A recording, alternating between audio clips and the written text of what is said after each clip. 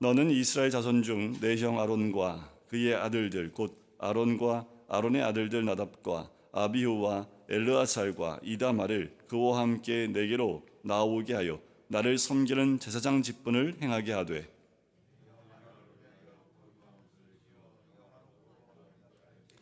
너는 물은 마음에 지혜 있는 모든 자 곧 내가 지혜로운 영으로 채운 자들에게 말하여 아론의 옷을 지어 그를 거룩하게 하여 내게 제사장 직분을 행하게 하라.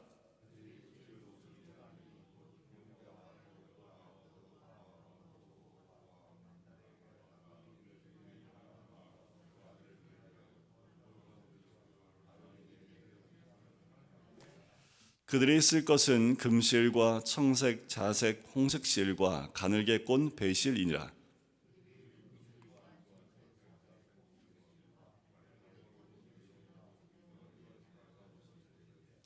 그것에 어깨바지 둘을 달아 그 두 끝을 이어지게 하고,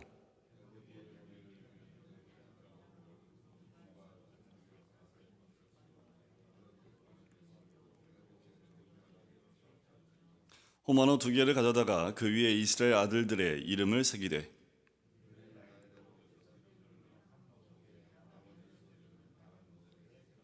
보석을 새기는 자가 도장에 새김같이 너는 이스라엘 아들들의 이름을 그 두 보석에 새겨 금테에 물리고,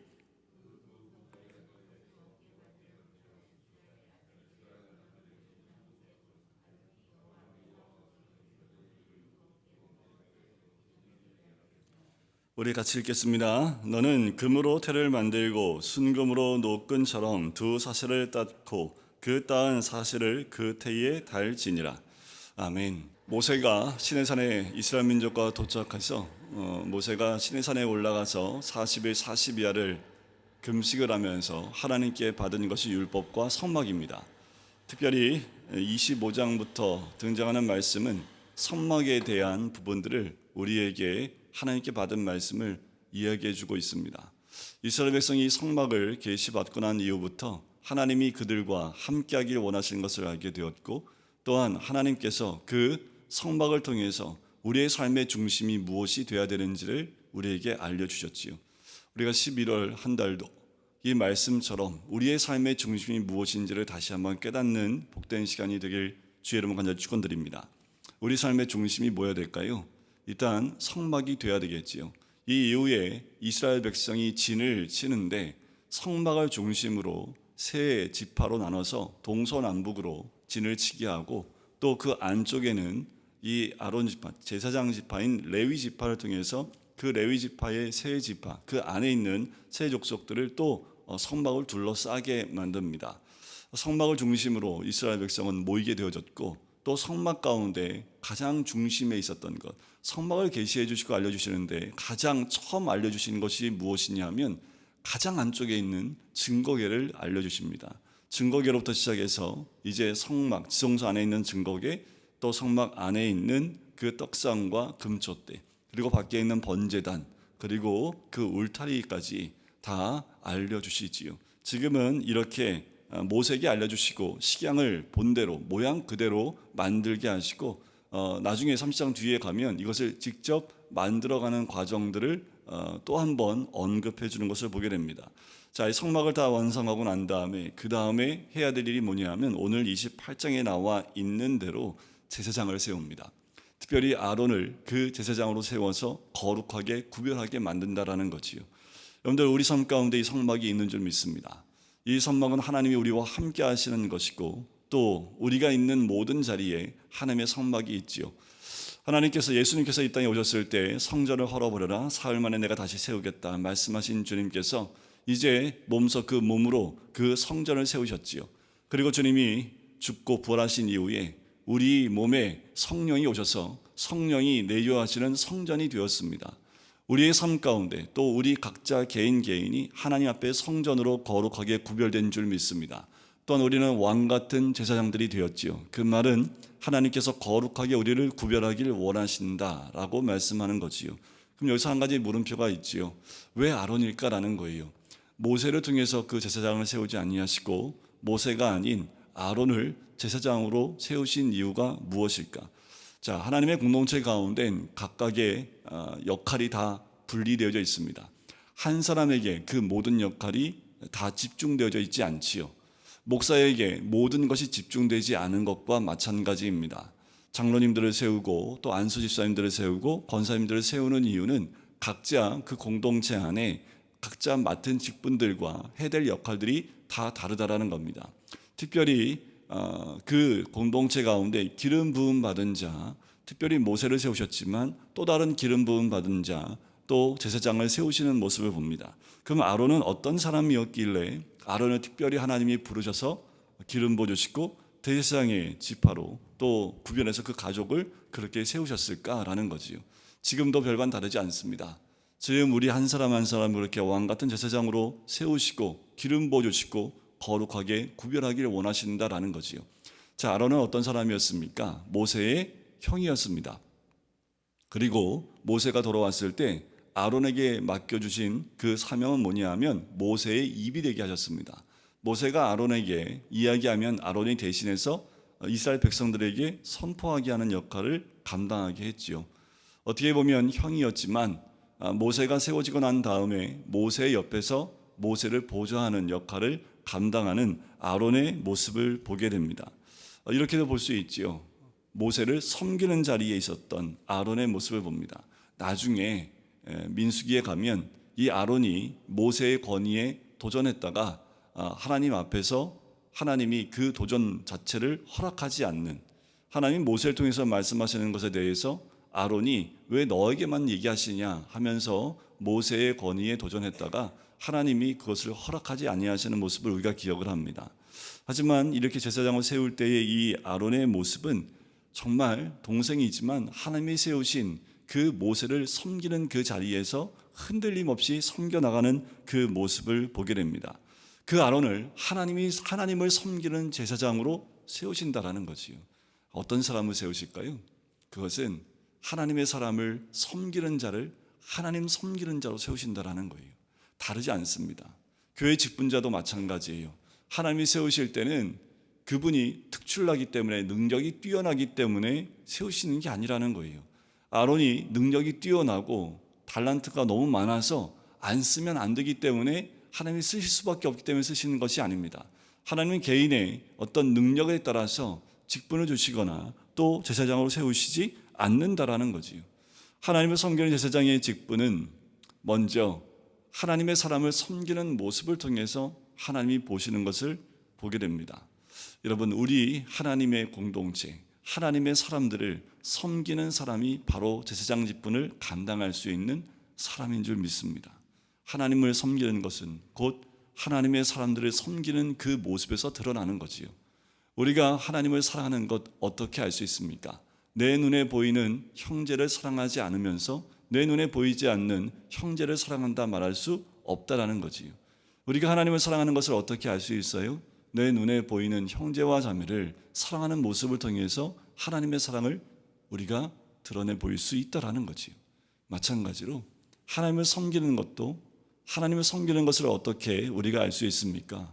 그것은 바로 하나님의 사람을 섬기는 그 모습에서부터 하나님의 섬김을 알 수 있는 거지요. 그때 하나님은 그렇게 거룩한 자로 하나님이 세워주신다라는 거지요. 아론이 거룩하기 때문에 거룩한 자로 임명해 주시는 것이 아니라 하나님이 뽑으셨기 때문에 하나님이 그를 거룩하게 하신다라는 거예요. 또한 아론은 이 땅에서의 태어남의 질서가 아니라 구원을 위해 그 질서에 순종하여 모세를 섬겼던 아론의 모습을 또한 하나님이 인정하신 거지요. 하나님이 세우신 질서에 따라 순종했던 아론, 태어남의 순서가 아니라 하나님이 세우신 자, 그 순서와 질서에 순복한 자라는 겁니다. 이것이 하나님이 세우신 거지요. 왜 여러분 저와 같은 젊은 사람을 목회자로 섬기십니까? 다른 거 아니지요. 하나님이 세우신 질서가 있기 때문에 그 질서 때문에 하나님의 그 질서를 인정하여 섬기는 것 아닙니까? 그와 마찬가지입니다. 그것이 세워지기 이전에 아론은 그 동생인 모세를 그런 질서 가운데 섬겼던 사람이었다라는 거지요. 자, 그렇게 아론과 아들들을 제사장으로 세웁니다. 그리고 특별히 그들이 입어야 될 옷에 대해서 4절부터 8절까지 알려줘요. 여러분들 아무 옷이나 입는 건 아닙니다. 다음 주부터 에봇과 속옷과 다 만들어 입고 오셔야 돼요. 우리가 구약 시대처럼 이런 것들을 다 만들어서 제단에서 다 입고 오면 좋겠습니다. 저도 그 옷 입고 여기 있으면 좀 더 권위가 있어 보일까요? 그래서 때로는 그런 생각도 해요. 어떤 교회는 목사들이 말씀을 가지고 이 강대상에 쓸 때 가운을 입지요. 저는 1년에 2번 정도 가운을 입지요. 3번이네요. 성찬식을 인도할 때 그때 거의 그때만 제가 가운을 착용을 하지만 어떤 교회 목사님은 말씀을 선포하는 자리 가운데 그 가운을 입고 그 자리에 쓸 때도 있습니다. 여러 가지 의미가 있을 수 있어요. 그런데 오늘 이 제사장이 입을 옷을 따로 구별해서 만들어 입힌다라는 거예요. 이건 구별을 의미합니다. 사람들과의 구별을 의미하고 또 하나님 말씀대로 옷을 지어 입힌다라는 것은 자기 옷을 벗고 하나님의 옷을 입는다는 것을 의미하지요. 여러분들 주님께 나올 때는요, 내 옷을 입고 나오는 것이 아니라 하나님의 옷을 입고 나오셔야 합니다. 그 말은 뭐예요? 그리스도 옷을 입으셔야 한다라는 거예요. 예수 믿고 구원받는다라는 것은, 그리고 세례를 받았다라는 것은 내 옷을 벗고 그리스도의 옷을 입고 산다라는 것을 의미합니다.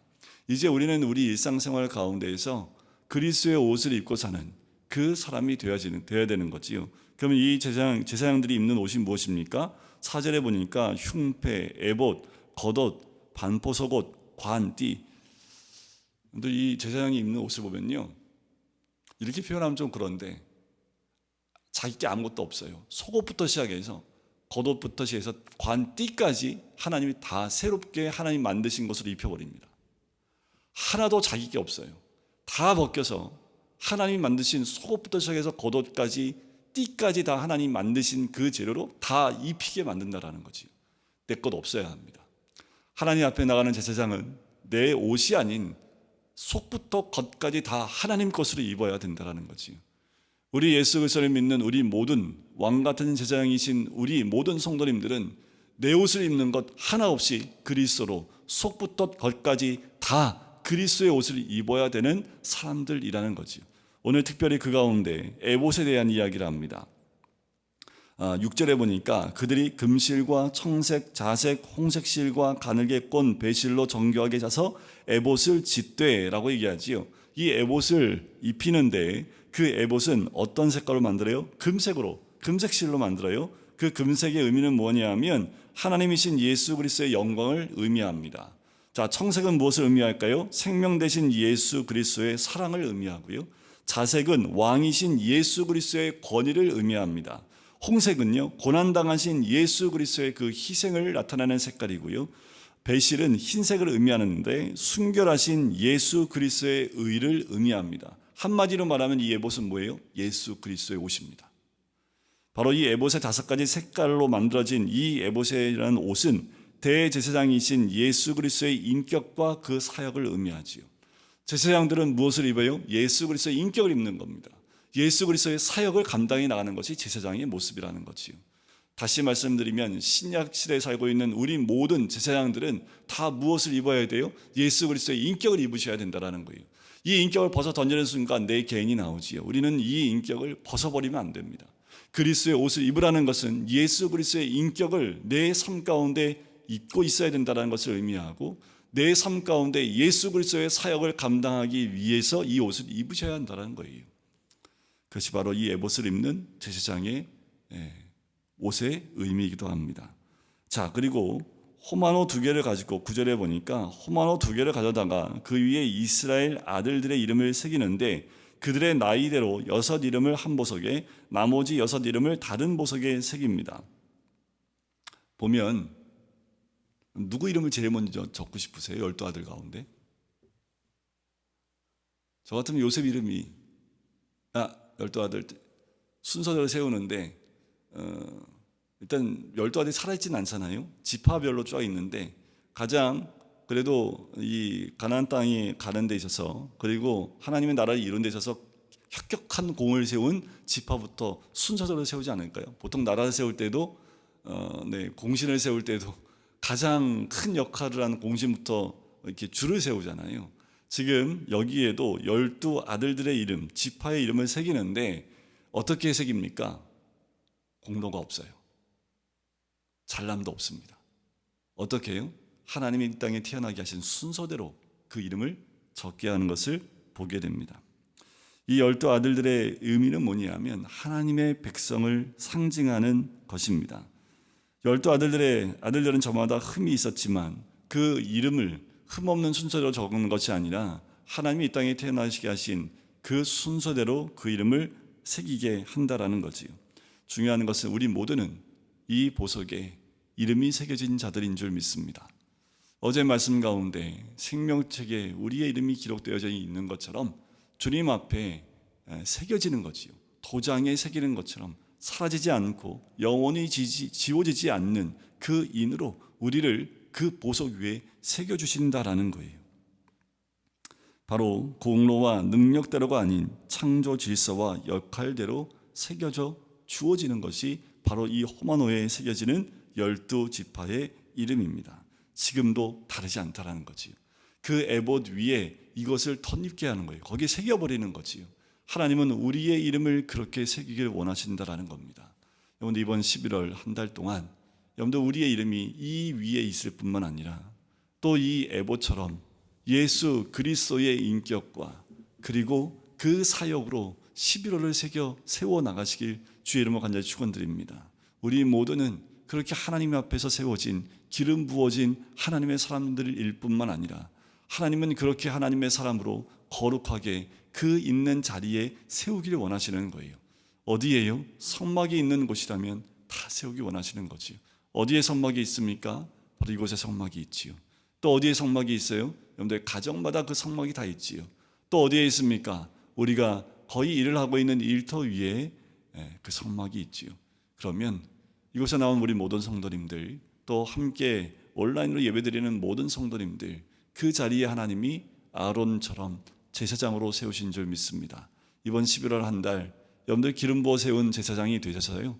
그 내 옷은 다 벗어버리고 예수 그리스도로 옷 입어 예수 그리스도의 인격을 가지고 그 사역을 감당할 뿐만 아니라 우리의 이름들이 그 호마노라는 그 보석에 다 새겨져 있음을 능력에 따라 새겨지는 것이 아니라 창조의 질서에 따라 그 역할대로 우리에게 주어진 하나님의 은혜가 있음을 우리가 기억하고 11월 한 달도 그렇게 주님을 온전히 섬기고 또한 우리가 제자로 세워진 것만큼 우리 주변에 하나님의 사람들을 섬겨 나가시는 우리 모든 성도님 되시기를 주의 이름으로 간절히 축원드립니다. 그래서요 겸손히 우리의 마음을 드리고 내 모든 것 받아달라고 나의 마음을 깨끗하게 씻어주셔서 주의 길로만 행하게 해달라는 이 찬양의 가사처럼 내가 원하는 건 뭘까요? 이렇게 잘 섬겨 나가면 그 나갈수록 우리는 주님의 기쁨으로 세워지는 하나님의 사람이 되는 줄 믿습니다.